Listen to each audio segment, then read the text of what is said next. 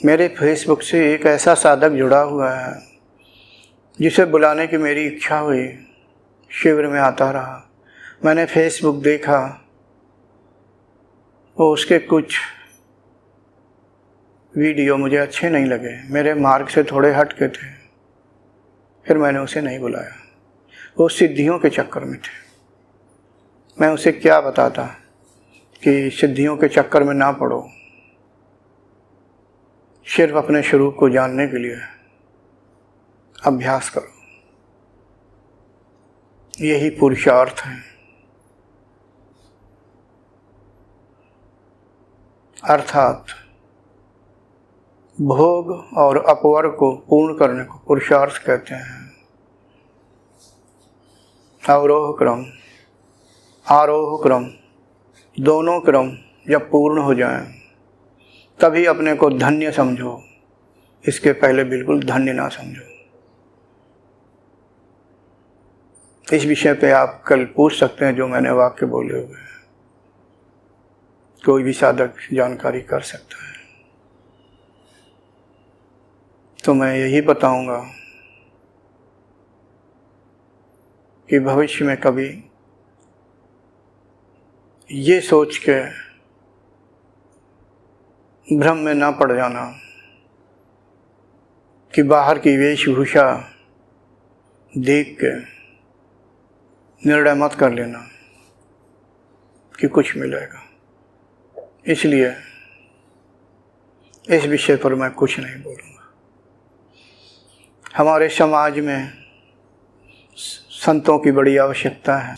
कोई भी संत पुरुष हो, हमारे समाज का किसी न किसी प्रकार से कल्याण तो करते ही हैं, मगर मैं भी नहीं समझ पाता हूँ कि हमारे जो संत पुरुष हैं समाज में, बड़े बड़े संतों की बात करता हूँ, धन का अपार भंडार क्यों कर लेते हैं, क्यों प्रयासरत रहते हैं, क्यों इतना ऐशो आराम से रहते हैं, ये तो मैं भी नहीं समझ सका।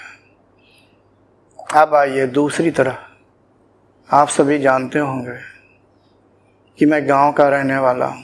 मूल रूप से गांव के बाहर एक कुटिया जो बनी हुई है नदी किनारे, मैंने कई वर्षों से उसी में साधना की। बड़ी विषम अवस्था में वहाँ में जीवन जिया, घर तो त्याग ही दिया था। प्रकृति अभ्यासी को हर तरह से परखती है, ठोकती है। मतलब कहने को, जैसे कुम्हार अपने द्वारा ही बनाए हुए घड़े को किस तरह से सृजन करता, अपने द्वारा जब घड़ा बनाता है तो कैसे सृजन करता, ठोंक पीट के और फिर छाँव में सुखा के बड़े प्यार से। फिर वो देखता है कि अभी और मजबूत करना है, तो आप लोग सभी को मालूम है ना कहाँ लगा देता है, उसे उसमें तपना होता है। अगर उसमें थोड़ी सी भी चटकन आ गई, यानी आवे में चटक गया, तो वो किसी लायक नहीं रहा, यूजलेस, यानी फेंक दिया जाता है।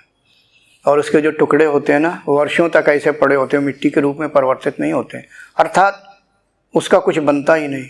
अब सोच लो,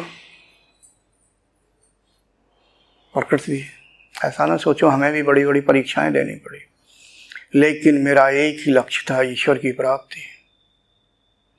फेल नहीं हुआ। फेल कैसे होते, आखिरकार मेरे आदर्श भी तो जबरदस्त हैं।